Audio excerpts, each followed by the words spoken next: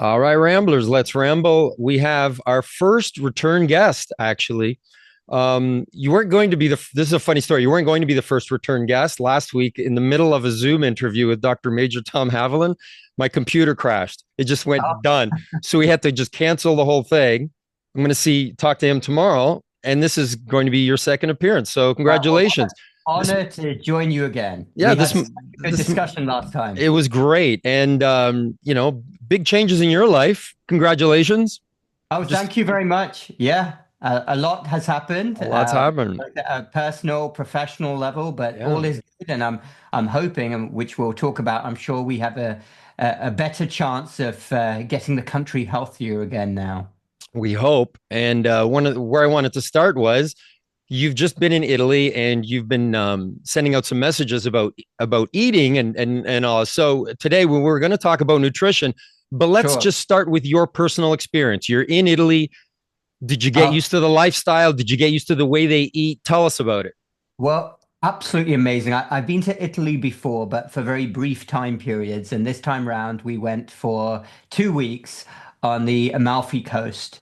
And we stayed in two different towns. And fortunately, we got it right at the end of the tourist season. Things were settling down a bit. It was everything and more that we expected. So relaxing, beautiful scenery, but the food, my goodness. And I experienced this in small doses before, but I never really understood it in as much. I didn't experience nor did I appreciate it as much last time, but the food there, fantastic, off the charts in terms of the taste. Your body knows when you're eating very pure food, and I can see why so many people go from America to Europe and they say, wow, a lot of my conditions mysteriously got better. I didn't feel so inflamed. And I think this is much more than simply being on vacation. From fruits and vegetables to pasta. I mean, I ate so many carbs over there, way more carbs than I would ever eat in the United States. Yet somehow, don't ask me how I managed to lose a bit of weight while I was there. Not that I needed to, but I noticed my body fat percentage went a bit down. This was despite the fact I wasn't going to the gym. Okay, I was walking a lot, but there's Lots of definitely walking. something to the lifestyle. Definitely something which we're missing here in the United States. So let's talk about, okay, so you wake up, you're in Italy. Are you used to the locals? You're having a coffee and a croissant for breakfast, or as they call it, a Yeah, cornetto that's or a exactly what we sfogliatelle. did. Yeah, So I that's what you had did. yeah, pistachio muffin became my favorite where we were staying. I would never eat that in the US, but I don't drink coffee, but I had a cup of tea with a muffin most mornings. And then we would have a good lunch and then really good dinner. I really Was your lunch bigger than your dinner? good question. Actually, no. Most of the time, dinner was the main meal. Because most Italians really have their big meal. So actually, their pasta usually is the lunch. True. And for a lot of them, especially in the small towns, their dinner is to go for a pizza, which is funny because you're talking about carbs, right? And Exactly. and it Yeah. was there, and it was like, all right, it's dinner time. Let's go for a fatana pizza. Let's go for a pizza, right? And you would get your own margarita pizza, and this is what you're eating like every day, every second day. But like you said, we're eating so many vegetables and fruits while we're there as well as True. side dishes, salads. Your secondo, your second dish may be roasted pork with some vegetables, salad, and it's a little bit of wine too. Yep. Absolutely. How many times have you been to Italy? Four times, but the last time was Okay. too long ago, and Oh, I due for just another trip. yeah, and it's like you said. So for me, October, November is a great time. Tourists are gone. It's a little bit cool. You can wear a nice sweater. But I teach, so unless I get canned, then I don't think I'm going to be going for a while. Um, let's talk about you're an internal specialist.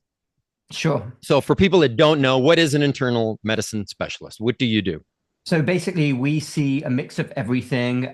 We are very much generalists, and every internist, if they want, can choose to specialize or have their area of interest. Mine is metabolic health. And now, very much internal medicine has branched out. You either work in a primary care clinic or you work in a hospital. So I have worked in a hospital since I became an attending doctor.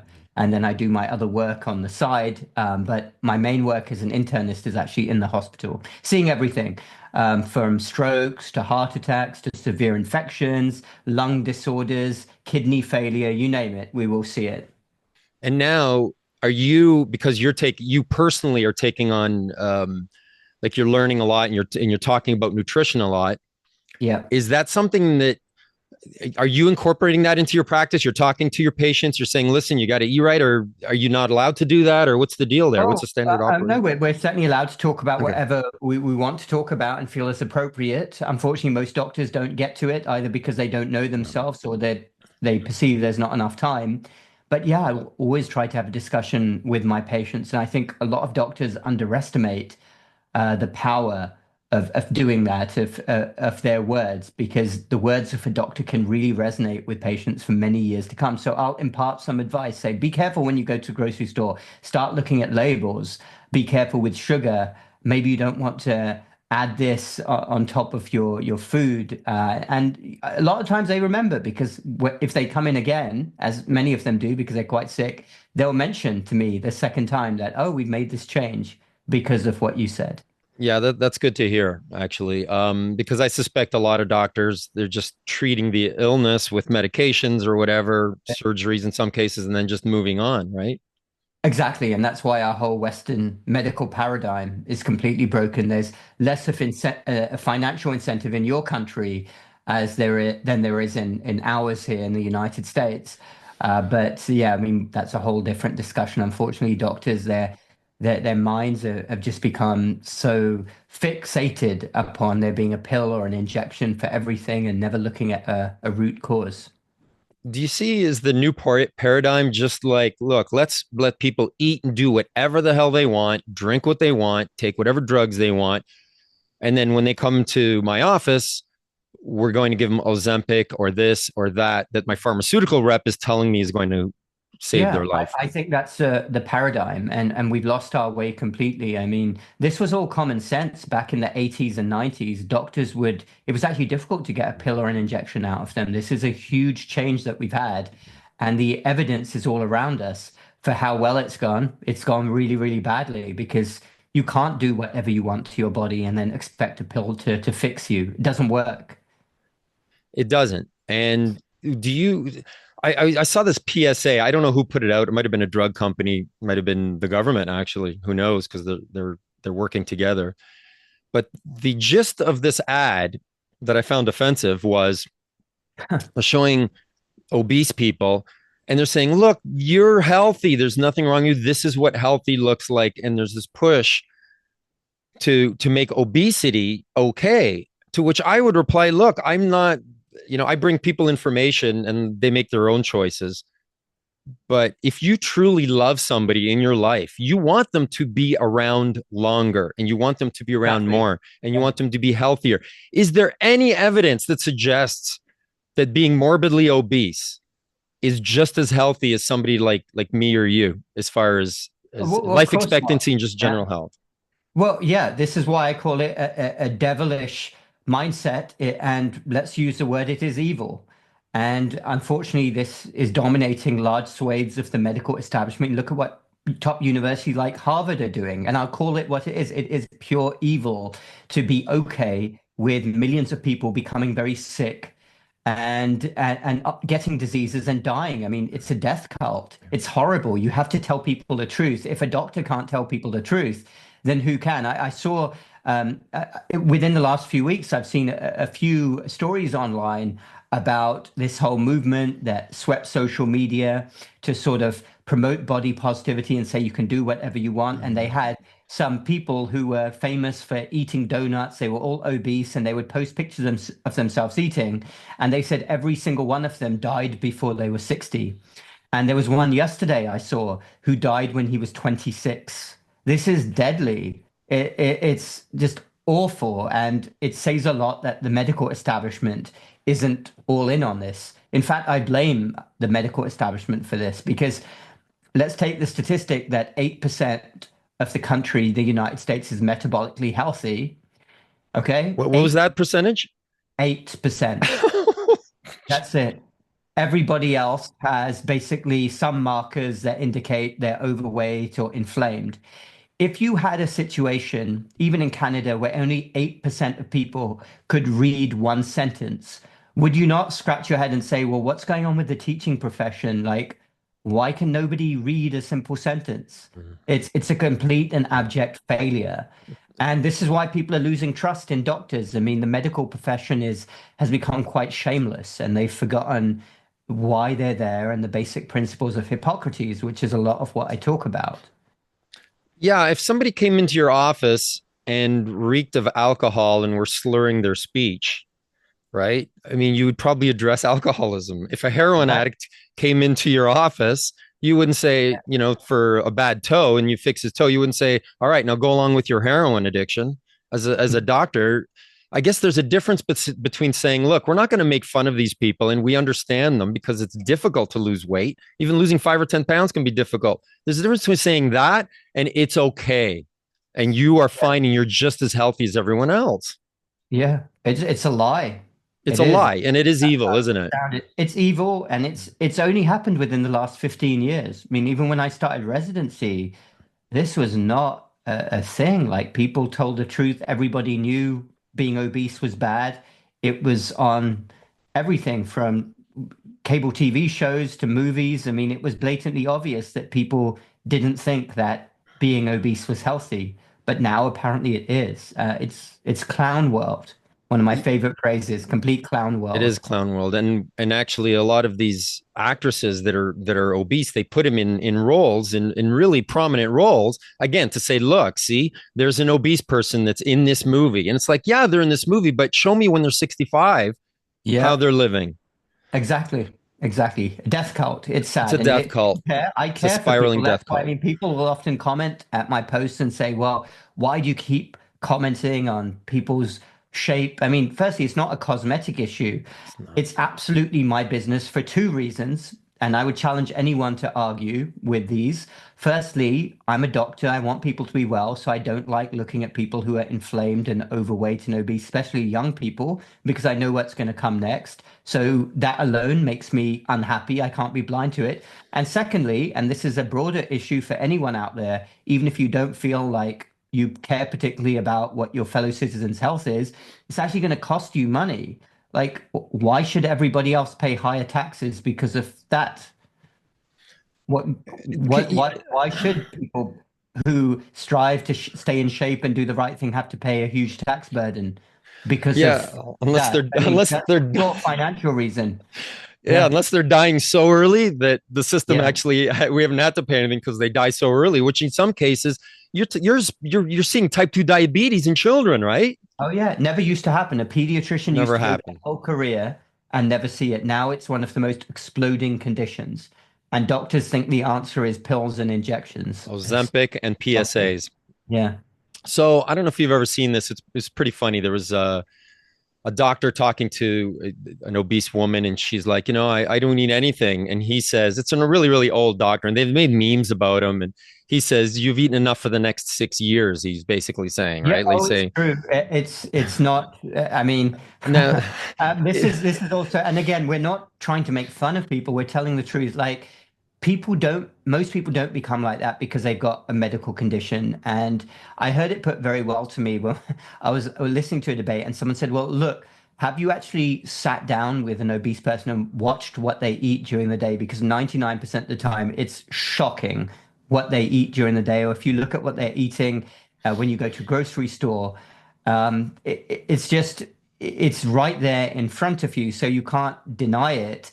And have you seen the movie Shawshank Redemption? yes, So it's like that scene where they say, "Oh, everybody here in jail is innocent." Everyone puts their hand up, say, "I'm innocent, everyone. I'm innocent, I'm innocent." And if you ask a lot of people who are unfortunately, and again, I look at this with compassion, I meet a lot of people, and that initial conversation is every single one will say, "I eat really healthy, I'm really trying." But they're not. As It's soon a as you thyroid say problem. I've heard it's that. And not. it can't be Yeah. for 80% of the population. It can't be No. the thyroid. No, it can't. And people need to take ownership, and we need to change our collective culture from one of being, oh, it's all okay, you are powerless, it's your genetics, to one where you are an adult, you control what goes into your mouth, and you need to start stepping up and taking some responsibility for things. Yeah, we were just talking about the food in Italy, and you were saying how it's, some of the best food you've ever eaten. And if you said to somebody, where would you want to go in Europe for food? They would probably say Italy, right? So Exactly. I Yeah. want to show you this, I don't know, can you see this map? I can. Because Yeah. you can. Oh, So this is interesting. Europe. Yeah. So Yeah. this is share of overweight people age 16 over 20. Now, a lot of these, people say, well, BMI index isn't accurate, blah, blah. But the point is, no matter what metric you use, one's going to be higher than the other. So let's look at the Yeah. trend. Well, where's Italy?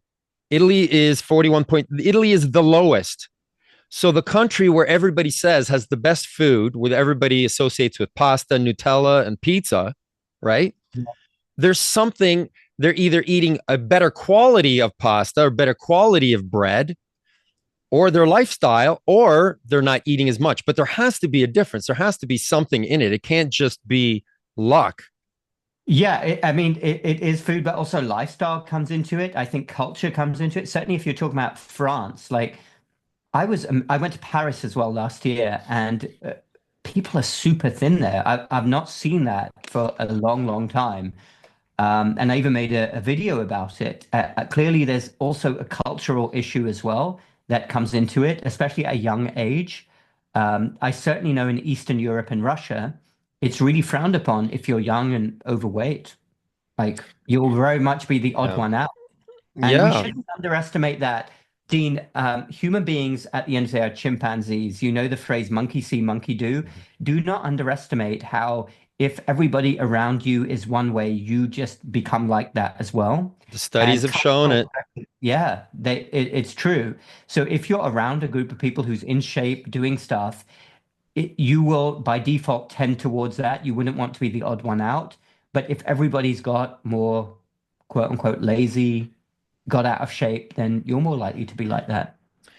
Yeah. And the word lazy, I mean, we're kind of using it in quotations, right? But we'll look at somebody and we'll say, well, that person, look, they can't move. They're obese, but then they don't exercise. They don't get off the couch. But maybe they don't get off the couch and they don't exercise because they don't have energy because they're eating the wrong things, Exactly. Yeah. right? So they go hand in hand. Can you get in trouble as a doctor if a patient comes in and you talk about lifestyle changes instead of Ozempic? Like, can you, or is again, No, like you said, I don't think it's you'd get up in to you. trouble. Obviously, you would, and I would never use, I mean, for all of how I speak on social media and when I'm talking about this, I pride myself on empathy and compassion while being blunt and honest. And I like those conversations, and I've never met anybody. I'll often, if there's a lot to say, I will often say, do you want me to be honest or do you want me to sugarcoat things? And I've never met anybody who has said sugarcoat things. They're always like, I want you to be honest. And then I'll just tell them, what I think, the changes they need to make. But no, you definitely don't get in trouble as a doctor. You would, obviously, if you were insulting and using words. I mean, I'd like to think no doctor would do that, but no, you can encourage it. But unfortunately, nowadays, most doctors are the Ozempic pushers. Patient said, you know what, give me two or three quick things, doc, that I can do right now when I leave this office that will make me healthier with regard to my diet. What a few things that you just mentioned right off the bat? Sugar? Okay. Uh, yeah, sugar, it would be one, but also realize that 80-90% of what's in the grocery store is trash. Yes. Try to avoid packaged foods, cook from scratch. Yes, be careful with sugar. Move more. If you don't want to go to the gym or do organized exercise, which I'd highly recommend, but if you don't want to do that, walk 10,000 steps a day relentlessly. Simply walk. That's a good thing to do. And finally, I would say try to leave as long as possible before eating to keep your intrinsic insulin levels low. This is why intermittent fasting works so well.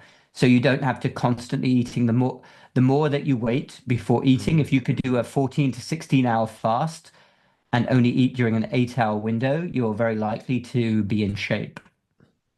Yeah, and don't underestimate what walking can do, because the Oh cultures that yeah. you've just mentioned, Italy and France, they walk after their meals They and walk then take a nap. everywhere. Yeah, yeah, that's true. Yeah, Um, walking is amazing. You're also mentioning we're talking about quality of. So somebody here will say, well, they eat pasta in Italy and I eat pasta, so what's the difference? Well, the difference is Italian pasta is made from Italian wheat, and Italian durum wheat is different than our wheat. It looks different. It's hairy. It doesn't look like it's been genetically made, whereas ours are tight and it's a tight little thing and it looks better. But theirs is like just floppy and it looks like hairy and it's a totally different wheat than ours. So you Exactly. And buy Italian pasta. you have the same issue in Canada then. Your pasta is low quality. Well, our wheat here can have Roundup on it legally, Mm, right? And yes, we use the crappy wheat, the tight wheat. I will not. I said to my mom, I said, don't ever buy. Sometimes she'll occasionally, if something's on sale, she'll buy some pasta from Ital Pasta, which I don't care for because it's made here. But I'll say, look, buy Barilla, buy DiCecco, buy, these Italian brands. They're one. made in Italy. And when you look at the ingredients, all it says is durum wheat. That's all it says on it. That is Yeah. one ingredient. Whereas ours will say it has a whole bunch of stuff they add to it and stuff that you don't even know is there as well. So it's the quality of the fruits, the quality of the vegetables. And what you said was really important because a friend of mine, Dr. Jamie Seabrook, did a study with regard to cooking and the Yeah. correlation between doing your own cooking and eating healthy. Man, that's a strong Oh, correlation, I think. it is. It is. Yeah. Cooking it because you never know what's put in it. And think about it. Why would a restaurant have any incentive to buy good ingredients, the expensive ones? They're going to pick the cheapest ones and do everything possible. I'm sure that most restaurants dilute the oils. You don't get extra virgin olive oil in a restaurant. No. Um, And even so in and even when you go buy your extra virgin olive oil, you got to buy the right one because you can buy crappy ones as well. So you have to know which one it is. exactly. Yeah, it's true. So yeah, cook at home and I love the basic advice. Do what your great grandparents used to do. I mean, they didn't go and buy all of this trash. They bought food from scratch and they'd cook it every day, which And they is what were, we're yeah. designed to do. Yeah. And the people that when I was young, because we were Italian and ate better, it's funny because Italian immigrants in North America eat a lot more than Italians from Italy. So one of the things we noticed when Italians came here to visit, if they were here for a while, they would get annoyed with us because we kept saying, do you want more? Have more. Here, eat this, eat this. And they're like, look, we eat one plate of pasta in Italy. We don't eat two or three plates. Yeah. And because the immigrants that came over here came from poverty, right? So Yeah, that's true. so to them, eating was a big deal. So you gotta don't the Japanese have a saying, right? Eat till you're 85% full, right? You Mm, don't have to get yeah. stuff. The other thing too is what do you think about drinking? How much calories do we drink here at Starbucks and places like that? Oh yeah, yeah. This is the elephant in the room. People don't count the calories in their drinks. I actually had a very interesting experience. I was in Florida a few days ago, and I was in an Uber, and I was talking to it was actually a lady driver, and she asked me what I do. I said I was in healthcare, and immediately started telling me about her type 2 diabetes, which she'd had for a long time. And to be fair, she had done well. She was really trying with her diet. She had lost a bit of weight. And she started telling me about all these complications. And I was a bit miffed. And then I just said to her, look, what do you drink every day? And she said, oh, I drink like water, but I also drink some energy drinks. I've got that energy drink right there. And I said, well, how much sugar is in that? And she said she's not sure. So she gave it to me. And said, look, can you tell me how much sugar's in it? And I looked and I could not believe the label, 70 grams of sugar. 77 or Seven, 17?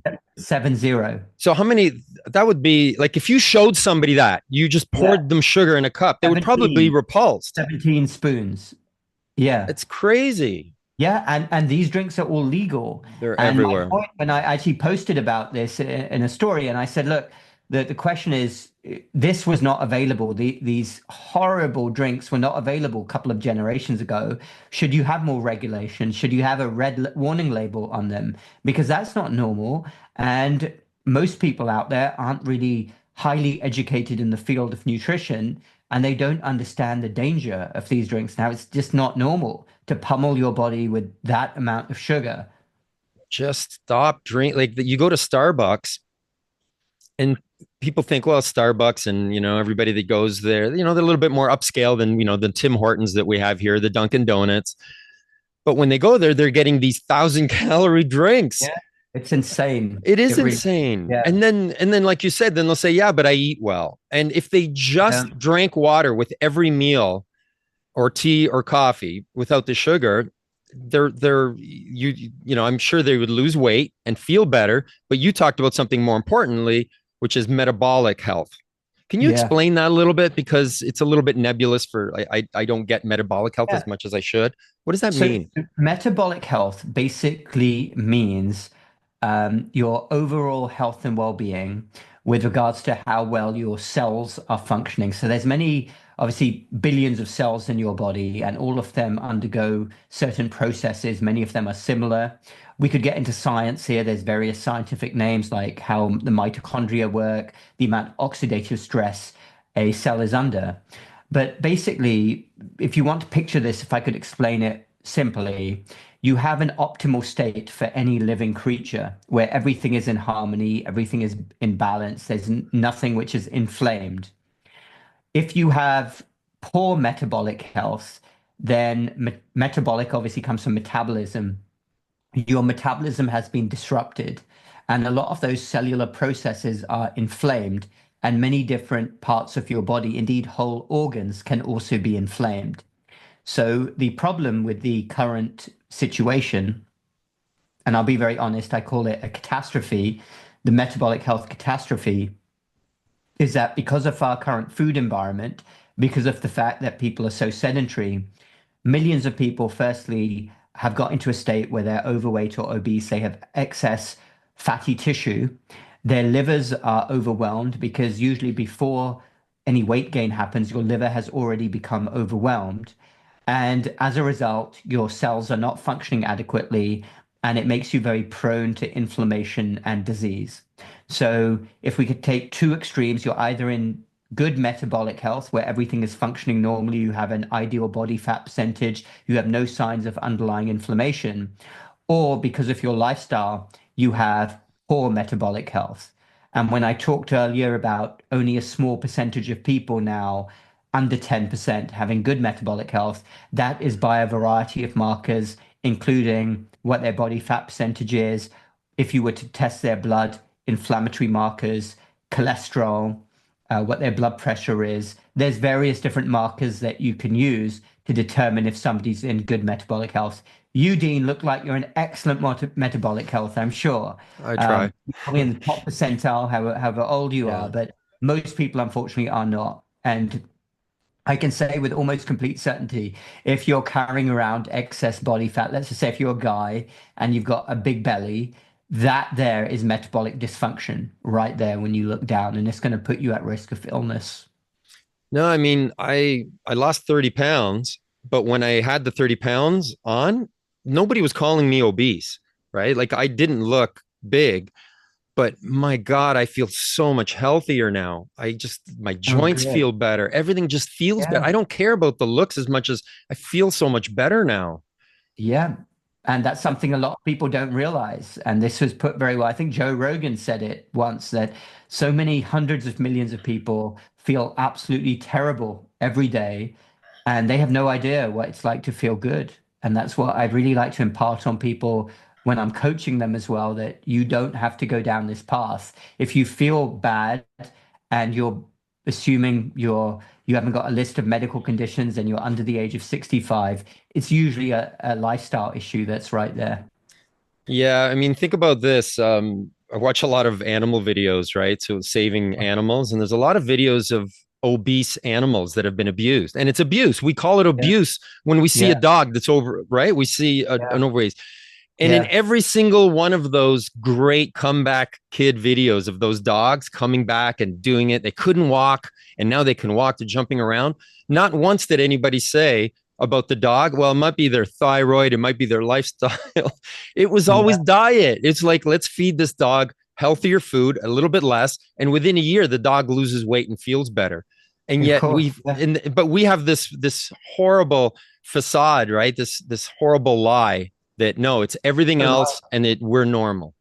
Yeah, yeah, I'm completely healthy, even though I'm like 30 pounds overweight. You're not. And this is why Western nations got pummeled by the pandemic virus as well. I mean, talk about an ideal wake-up call to address this, which we didn't see and still nobody's talking about. I can tell you, as somebody who's treated thousands of COVID patients in the hospital, every single one who got admitted under the age of 60 was obese, every single one, because they have metabolic dysfunction and their immune systems are not working well because of all of that body fat and inflammation going on. Yeah. And the lockdowns made us drink more, which Yeah. is bad for us, made us more sedentary, and it made us less likely to go out to the grocery store, buy food, cook it for ourselves. So we were buying crappy food. The three horrible things. Happened across the Western world, indeed. Exactly. And we got a few minutes left here because you're going to have to go soon. I hope you come back to talk about one day. I want to talk to you about the difference between the Canadian and American Oh, yeah, that would be a health. good So, one. so that's Yeah. going to be a good one. But let's finish off with two or three things that are simple that people can do right now. It doesn't take any genius to do it. Two or three things that you can do right now that will make you feel better, look better, and make you healthier. And go. Okay, so we already touched on some of these already. Number one, first thing to do, eat real food. Eliminate as much as you can those processed foods. If you look at an ingredient label and it has three or more ingredients and you don't recognize it, don't eat it. It's an industrial concoction. It's not food. So strive to eat real as much as you can. Number two, again, we said it, move, get 10,000 steps in. And number three, I'm going to say that this is also really, really important, is work on stress in your life. So many people right now, their cortisol levels are high and it's wreaking havoc. I don't think modern day social media culture helps. So put that phone down at every opportunity and commit to an hour a day where you are doing something where your stress hormones are down, whatever that is for you. For me, it's exercise, but it could be a walk in nature. It could be watching your favorite TV show. Do it every single day because stress is a silent killer over many years. It will get you. It is. And yeah, I mean, like it's been a stressful few 2025 has been stressful for me. And just like going to the bathroom and seeing what's in the toilet is like, oh my God, my anxiety and my stress is affecting my ability just for like normal bodily functions. And then sometimes when you're stressed, you don't eat right, or you don't True. eat at all, or Yeah, you you just don't sleep. Yeah. or you go to the McDonald's, which you shouldn't do Yeah. anyways. Well, this has been great. Thank you very much. We're going to pause here, and I'm going to say goodbye to you off camera before we finish. But Thank you. um, Great to join you. Great discussion. always, and to everybody out there, yeah, you know, like and subscribe, Dr. Suneel Dhand. We got to get him to 1 million subscribers. We're almost there. Um, but we have to support people that are bringing information, that aren't afraid to bring information to the world. That's what we're doing here. Thank you very much, Dr. Suneel Dhand. And let's pause. That was Dr. Suneel Dhand, internal medicine specialist. Great guy. He basically started a YouTube channel during the pandemic just to say, look, people are lying to you. The healthcare system is lying to you. And he brings truth to the masses. And that's what we do here, right? So thank you to everybody. Go check out other content at prometheusnow.com. And as usual, take care and be seeing you.